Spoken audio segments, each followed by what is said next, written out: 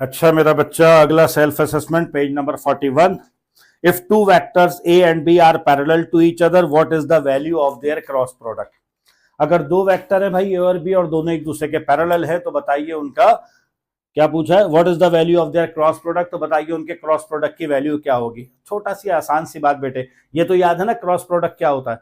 Cross product ऐसा बेटा product होता है जिसमें हम दो वेक्टर को मल्टीप्लाई करते हैं और जो रिजल्टेंट वेक्टर मिलता है वो प्लेन के परपेंडिकुलर होता है ना। हम लोगों ने पढ़ा था थ्योरी के अंदर राइट हैंड रूल, तो उससे हमें पता चला था जो रिजल्टेंट वेक्टर आता है वो उन दोनों के ऊपर परपेंडिकुलर होता है म्यूचुअली।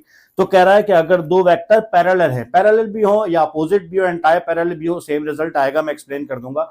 तो अगर दो वेक्टर एक दूसरे के पैरेलल हैं तो उनका क्रॉस प्रोडक्ट क्या होगा, क्या वैल्यू होगी उसकी। तो देखो बेटे, क्रॉस प्रोडक्ट के अंदर जो रेशियो इस्तेमाल होता है वो साइन का इस्तेमाल होता है, ठीक है ना। और अगर दो वेक्टर चाहे पैरेलल हो चाहे अपोजिट हो, थीटा कितना बन जाएगा, 0 डिग्री या 180 डिग्री। अगर पैरेलल है तो 0 डिग्री, अगर अपोजिट है तो 180 डिग्री। और इन दोनों केसेस में तुम लोग जानते हो कि जब हम साइन की रेशियो में वैल्यू रखेंगे 0 डिग्री या 180 डिग्री तो ये 0 हो जाएगा और क्रॉस प्रोडक्ट का रिजल्ट हमारे पास 0 हो जाएगा। तो इसका मतलब यह है कि अगर दो वेक्टर पैरेलल है या अपोजिट है so their cross product vanishes, ठीक है। अब फटाफट इसके दूसरे पे भी आ जाओ, दो हैं इसमें। If vector A has component 2, -3, 5 and vector B has component -1, 4, 2, what is their dot product? Dot product मालूम करना है, मैथमेटिकल सवाल है, आसान है, फटाफट इसे भी कर लो। हाँ, बस इसके रिजल्ट में आखिर में एक पॉइंट आएगा जो कि हमारे पास एमसीक्यू में इस्तेमाल होता है, ठीक है ना। उस पॉइंट को जरूर अपने की पॉइंट के तौर पे नोट कर लेना। तो दो वेक्टर हैं बेटा, पहले वेक्टर ए दिया हुआ है आपको 2, -3, 5, ठीक है बेटे। और वेक्टर बी आपको दिया हुआ है, बता दो, -1, 4, 2, ठीक है। आपको इसका डॉट प्रोडक्ट मालूम करना है। डॉट प्रोडक्ट तो याद है ना क्या होता है, जो करस्पॉन्डिंग कंपोनेंट है उनके प्रोडक्ट का एडिशन होता है। जल्दी से लिख दूं, अगर कोई भूल गया तो याद आ जाए। ए डॉट बी क्या होगा बेटे, ए एक्स बी एक्स, दोनों वेक्टर के एक्स कंपोनेंट का प्रोडक्ट प्लस ए वाई बी वाई प्लस ए जी बी जी। चलिए जी, ये तो आसान हो गया सर। 2 -1 से मल्टीप्लाई होगा, क्या आ जाएगा बेटे, ये आ जाएगा -2, फिर प्लस के साइन है प्लस। -3 4 से मल्टीप्लाई होगा, क्या आ जाएगा, -12, फिर दोबारा प्लस। 5 2 से मल्टीप्लाई होगा तो क्या हो जाएगा, 5 2 10।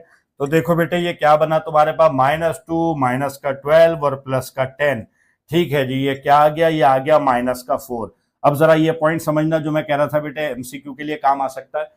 तो ए डॉट बी का रिजल्ट आया तुम्हारे पास -4, ठीक है। यहां पे माइनस किस चीज को जाहिर कर रहा है, यहां पे नेगेटिव साइन इस चीज को इंडिकेट कर रही है, the angle between A and B is greater than 90 degree, ठीक है। ये पॉइंट एमसीक्यूज में भी इस्तेमाल हो सकता है। अच्छा बेटे, उसके बाद जो सेल्फ असेसमेंट है वो पेज नंबर 47, इसमें भी दो सेल्फ असेसमेंट दिए हुए हैं। तो पहले में देखो क्या कह रहा है, if the displacement time graph is a straight line what does it indicates about the object motion, ठीक है। अच्छा कह रहा है अगर डिस्प्लेसमेंट टाइम ग्राफ जो है वो स्ट्रेट लाइन आ रहा है तो बताइए व्हाट डज इट इंडिकेट, ये क्या इशारा कर रहा है about the object motion, object के मोशन यानी कि वेलोसिटी की तरफ। चलिए जी, डिस्प्लेसमेंट टाइम का ग्राफ अगर स्ट्रेट लाइन बन रहा है तो बताइए कि ऑब्जेक्ट के वेलोसिटी के बारे में आप क्या प्रिडिक्ट कर सकते हैं। देखो एक बात समझना, मैं ग्राफ से भी बताऊंगा लेकिन पहले थ्योरेटिकली एक बात समझ लो। The slope of displacement time graph gives velocity, आसान बात है याद रखना। The slope of displacement time graph gives velocity, जो स्लोप है डिस्प्लेसमेंट टाइम ग्राफ का वो हमें क्या देता है बेटा, वेलोसिटी देता है। अब देखो उसने लाइन कैसी बताई, स्ट्रेट लाइन बताई। स्ट्रेट लाइन का मतलब क्या है, there is no change in the slope, slope में कोई चेंज नहीं है। और अगर स्लोप में चेंज नहीं है तो इसका मतलब वेलोसिटी में भी चेंज नहीं है। तो आसान जवाब तो ये हुआ कि स्ट्रेट लाइन जो है वो हमें क्या बताती है, वो हमें बताती है यूनिफॉर्म वेलोसिटी, है ना। What it indicate, it indicates uniform velocity, ठीक है। ये तो एक बात हो गई। अब देखो स्ट्रेट लाइन पे क्या पॉसिबिलिटी हो सकती है, वैसे तो दो हो सकती हैं लेकिन मैक्सिमम पे बात करो तो तीन बना लो। बताता हूं क्या कहना चाह रहा हूं, आसान बात है, अभी समझ जाओगे। चलो, ये हमने टाइम एक्सेस ले लिया बेटे और ये हमने डिस्प्लेसमेंट एक्सेस ले लिए तीनों।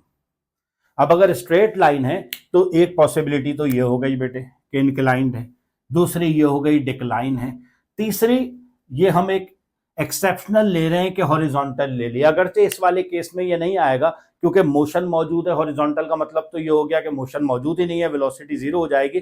फिर भी मैंने तीनों को कंपैरिजन के लिए एक साथ बना दिया। स्ट्रेट लाइन है, यूनिफॉर्म वेलोसिटी है, स्ट्रेट लाइन है, यूनिफॉर्म वेलोसिटी है। तो क्या फर्क है सर इंक्लाइन में और डिक्लाइन में? ये दोनों सेम है बेटा मैग्नीट्यूड में, बस डिक्लाइन इस चीज को जाहिर करता है कि नेगेटिव वेलोसिटी है, और नेगेटिव वेलोसिटी का मतलब आपको बताया इससे पहले वाले क्वेश्चंस में, अपोजिट डायरेक्शन है। मैं एक बॉल है जोर से थ्रो करता हूं वॉल की तरफ, बॉल गई 10 मीटर पर सेकंड से, वॉल से टकराई, Newton third law, bounce back हुई with the same speed 10 metre per second, तब ये वाला ग्राफ बन जाएगा। और अगर ऐसे बन रहा है तो इसका मतलब है देयर इज नो वेलोसिटी। अच्छा बेटे, इसी पेज नंबर 47 पे दूसरा सेल्फ असेसमेंट है। What does the area under a velocity time graph represent? Velocity time का अगर ग्राफ बनाया हुआ है तो उसका जो इनक्लोज एरिया है वो क्या रिप्रेजेंट करता है? तो बहुत आसान बात यह है, the enclose area under velocity time graph represent displacement. v is equal to S upon T, S is equal to V multiply by T. जानते हैं ना हम, डिस्प्लेसमेंट प्रोडक्ट है किसका? वेलोसिटी और टाइम का। So the enclosed area of velocity time graph represent displacement। अच्छा जी, अब velocity कैसी कैसी हो सकती है बात कर लेते हैं। ये टाइम एक्सेस आ गया, ये वेलोसिटी यूनिफॉर्म है, ऐसे लाइन बन जाएगी। इसका मतलब है there is no change in the magnitude and in the direction of the velocity. ठीक है ना, यूनिफॉर्म वेलोसिटी आ गई। यूनिफॉर्मली एक्सेलरेट कर रही है तो ऐसे इंक्लाइन लाइन बन जाएगी। नॉन यूनिफॉर्म एक्सेलरेट कर रही है, कर्व आ जाएगा। आइदर केस, कोई भी केस हो इन सब में से, the enclosed area represent displacement. Well students, page number 52 पे आखिरी दो self assessment, last but not the least. अब तक जितने किए उनमें ये सबसे ज्यादा बेहतर है, प्रोजेक्टाइल से रिलेटेड है। तो चलो पहला सवाल देखते हैं। When an object is projected horizontally, how does it's vertical velocity change over time? अगर किसी ऑब्जेक्ट को हॉरिजॉन्टली प्रोजेक्ट किया जाए तो बताइए उसकी वर्टिकल वेलोसिटी, वेलोसिटी नहीं वर्टिकल वेलोसिटी, वी वाई में टाइम के साथ क्या चेंज आएगा। ठीक है जी, अच्छा सवाल है। अच्छा देखो, इस सवाल का जवाब देने से पहले वर्टिकल वेलोसिटी क्या है, उसमें क्या चेंज आता है, क्यों आता है, अगर तुम ये बात समझ लो ना तो इस सवाल का जवाब तुम्हें खुद पता है। तो चलो जल्दी से जरा ये बात समझो पहले। ये देखो, मैं एक जल्दी से एक हॉरिजॉन्टल प्रोजेक्टाइल मोशन बना देता हूं। ये एक मैंने स्टैंडर्ड प्रोजेक्टाइल मोशन बना दिया, ठीक है ना।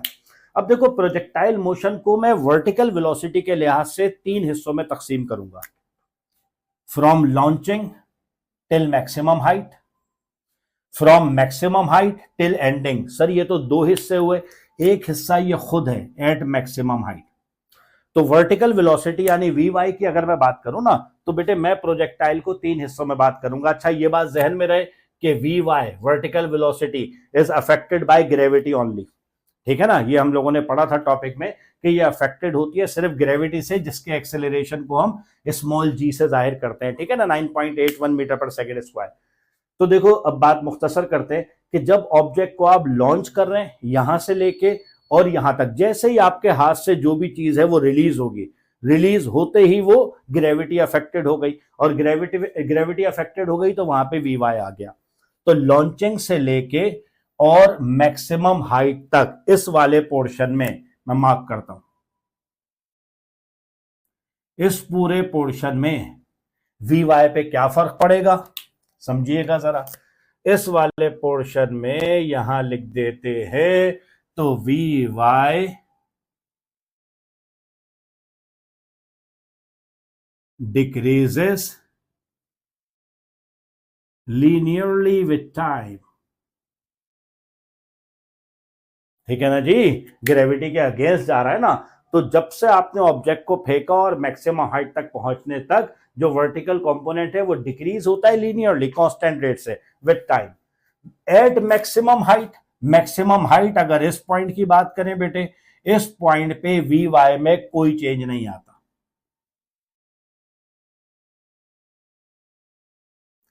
Eight maximum height no change, कोई चेंज नहीं आएगा, ना इंक्रीज होगा ना डिक्रीज होगा, दो ही चेंज हो सकते हैं ना। और जब तुम बेटे आओगे इस वाले पोर्शन में, from maximum height to downward, जब तक ये अपनी एंडिंग पे नहीं पहुंच जाता। इसमें बिल्कुल नेचर ऑफ चेंज अपोजिट हो जाएगा। क्या हो जाएगा तुम लोग खुद बता सकते हो। वी वाई अब इंक्रीज डिक्रीज नहीं होगा, अब तो ग्रेविटी के फेवर में मूव कर रहा है, तो अब क्या होगा भाई, इंक्रीजेस विद टाइम लीनियरली, ये बात जहन में रखना, लीनियरली। अब देखो सवाल क्या था तुम्हें खुद पता है, कह रहा है अगर किसी ऑब्जेक्ट को हॉरिजॉन्टल प्रोजेक्ट किया जाए तो बताइए उसकी वर्टिकल वेलोसिटी यानी वी वाई में क्या चेंज आएगा। अब जब हॉरिजॉन्टल फेंका गया तो ये पहला वाला पोर्शन तो खत्म हो जाएगा, मैं समझाता हूं। हॉरिजॉन्टल अगर फेंका गया है किसी भी हाइट से तो ये इनिशियल पोर्शन तो खत्म हो जाएगा बेटे, अब आपके पास ये वाला प्रोजेक्टाइल बचेगा। तो अब बताइए क्या चेंज आएगा, ये जो सेकेंड हाफ का चेंज था कि we y increases linearly with time. ठीक है बेटे, ये सवाल का जवाब हो गया। चलो मेरे स्टूडेंट्स, लास्ट सेल्फ असेसमेंट तुम्हारे चैप्टर नंबर 2 काइनेमैटिक्स का। Can the range of a projectile be increased by increasing its initial velocity. कह रहा है कि क्या रेंज जो है प्रोजेक्टाइल की वो इंक्रीज होगी अगर इनिशियल वेलोसिटी इंक्रीज की जाए। एक्सप्लेन योर आंसर, अपने जवाब को एक्सप्लेन भी कीजिए।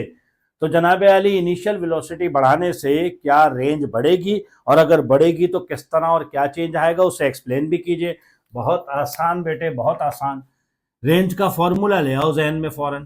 क्या फॉर्मूला है भाई रेंज का, V not square sine 2 theta upon जी।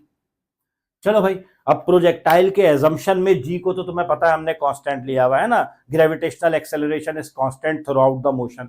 तो ये फॉर्मूला बता रहा है कि रेंज दो चीजों पे डिपेंडेंट है, एक लॉन्चिंग वेलोसिटी पे, इनिशियल वेलोसिटी पे, और एक एंगल पे।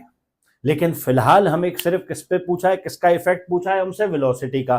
तो जब एक चीज का इफेक्ट पूछा है तो एंगल को बेटा हम कांस्टेंट एज्यूम करेंगे। तो अगर एक फिक्स एंगल रखा जाए और वेलोसिटी इंक्रीज की जाए तो बताइए कि प्रोजेक्टाइल मोशन की रेंज पे इफेक्ट पड़ेगा, इंक्रीज होगी, और किस तरह से होगी उसे भी एक्सप्लेन करें। तो देखो, according to this formula range is directly proportional, है ना, एक सीध में लिखा हुआ है डायरेक्टली प्रोपोर्शनल है। अब यहां पे इस बात को समझो कि ऐसे नहीं लिखा हुआ, range is not directly proportional to initial velocity यानी वी नॉट, और रादर वी नॉट स्क्वायर।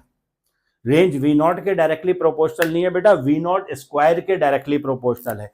तो डायरेक्टली प्रोपोर्शनल से तो सर हम ये बात समझ गए कि इंक्रीज होगी, increases by increasing the initial velocity range also increases. लेकिन स्क्वायर क्या बता रहा है,